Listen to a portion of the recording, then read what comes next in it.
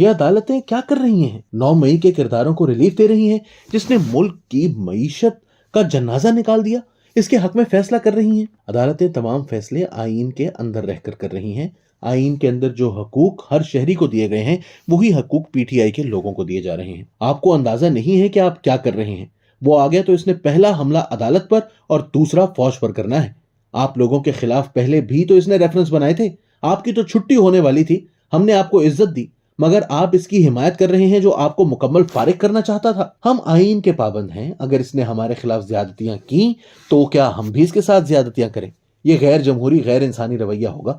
ہمیں عمران خان سے محبت نہیں ہے، لیکن ہماری ایک ساکھ ہے اور آئین کے ساتھ ہماری کمٹمنٹ ہے، اس لیے جہاں ریلیف بنتا ہوگا ہم دیں گے۔ عمران خان سے ہمارا اختلاف اس کی پالیسیاں ہیں۔ اگر وہ آ گیا تو ملک ڈیفالٹ کر جائے گا، سب سیاستدانوں کو پھر جیل میں ڈالے گا، ایک بار پھر گوگی اور پنکی کا راج ہوگا، نابالغوں کی کابینہ ہوگی، میڈیا کا نات کا تنگ ہوگا، فوج کے ساتھ تو باقاعدہ محاذ آرائی ہوگی۔ عمران کو مانسٹر مقتدرہ نے بنایا، ملک کی سیاست، عدلیہ، میڈیا، ہر ایک کو اس کی خاطر کچل کر رکھ دیا۔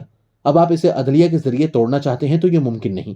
ہمیں آئین کی کتاب کے اندر رہنا ہے، ہم آئین کی قیمت پر عمران کو روند نہیں سکتے۔ اگر ہم نے ایسا کیا تو تاریخ میں ہم جسٹس منیر اور نسیم حسن شاہ کے ساتھ کھڑے ہوں گے۔ یہ ملک ہے تو آئین ہے، معیشت ہے تو ملک ہے۔ عمران خان کو ریلیف دینے کا مطلب ہے نہ ملک رہے گا اور نہ اس کی معیشت بچے گی، اور جب یہ ملک نہیں رہے گا تو آئین کہاں کھڑا ہوگا؟ آپ حقائق کو سمجھیں اور ان پر غور کر کے فیصلے کریں۔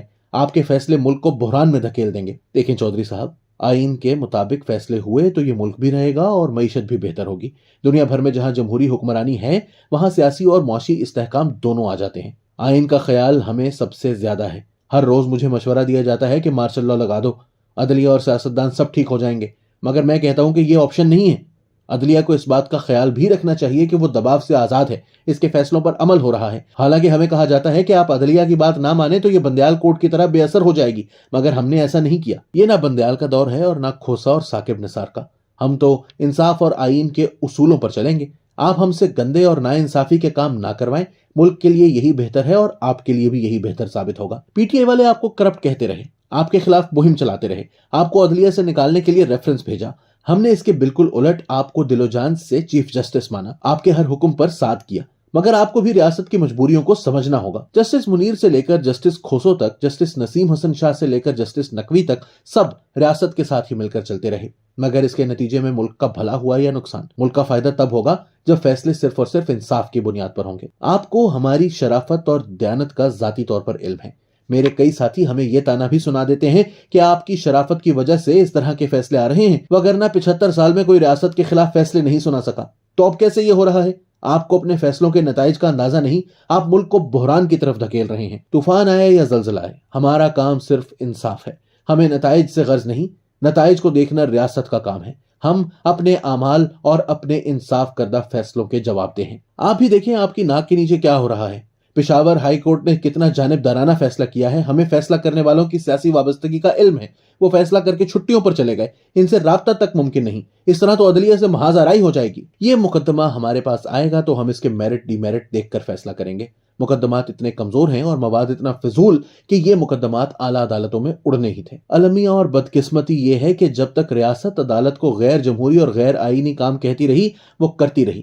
اب تو ہم جمہوری نظام لانا چاہتے ہیں، الیکشن کروا رہے ہیں، تو اب عدلیہ ہمارے راستے میں رکاوٹیں کھڑی کر رہی ہے۔ ہم چاہتے ہیں کہ الیکشن میں شفافیت ہو، لوگ ریاست اور عدالت کی عزت کریں، اس کی تذلیل نہ کریں۔ عوام کے فیصلوں کو قبول کریں گے تبھی آگے بڑھیں گے۔ آپ اپنی عظمت کے لیے ملک کے مستقبل سے کھیل رہے ہیں۔ ریاست کسی بھی شخص کی ذاتی بڑائی سے بڑی ہے۔ جو فیصلے آپ کر رہے ہیں اس کے برے اثرات ریاست پر پڑیں گے۔ ہمارا سب کا کام ریاست کے مفادات کا تحفظ ہے۔ انصاف کا اصول ریاست سے بھی بہت بڑا ہے۔ انصاف ہے تو ریاست چلتی ہے، نا انصافی ہو تو نہ ریاست چلتی ہے اور نہ معاشرہ۔ آج پاکستان جن بحرانوں کا شکار ہے اس کی وجہ عدلیہ اور ریاست کی نا انصافیاں ہیں۔ اگر انصاف کا بول بالا ہوتا تو آج پاکستان واقعی جمہوری فلاحی مملکت ہوتا۔ تزادستان کو پڑوس اور دنیا بھر سے سیکیورٹی خدشات ہیں۔ ہم ایٹمی قوت ہیں، اس لیے دنیا بھر کی نظریں ہم پر ہیں۔ افغانستان سے دہشت گرد آ کر تباہی پھیلا رہے ہیں۔ اگر آپ کے فیصلوں کی وجہ سے سیاسی اور معاشی عدم استحکام آ گیا تو ریاست اور عدالت کچھ بھی نہیں رہے گا۔ تاریخ کا سبق یہ ہے کہ جہاں انصاف ہو وہیں لوگ آپس میں جڑتے ہیں، وہیں استحکام آتا ہے، وہیں معیشت اور نظام بہتر ہوتا ہے۔ دیکھنا یہ ہوتا ہے کہ لمحہ موجود میں ہر ادارے یا شخص کے لیے ریاست کیا ذمہ داری ڈالتی ہے۔ آج کی ذمہ داری ہے کہ ریاست کو مضبوط کیا جائے اور ریاست کے خلاف عزائم کو ناکام بنایا جائے۔ آپ اس حوالے سے ہماری مدد نہیں کر رہے بلکہ ہمارے مخالفوں کو مضبوط کر رہے ہیں۔ ہمارے خیال میں مسائل کا اصل حل انصاف میں ہے، ریاست کے حق میں، اور سیاست کے خلاف فیصلوں سے حالات اور خراب ہوں گے۔ ہماری شرافت ہماری کمزوری بن رہی ہے۔ ایسے حالات پیدا نہ کریں کہ ہمیں وہ کرنا پڑے جو ہم کرنا نہیں چاہتے۔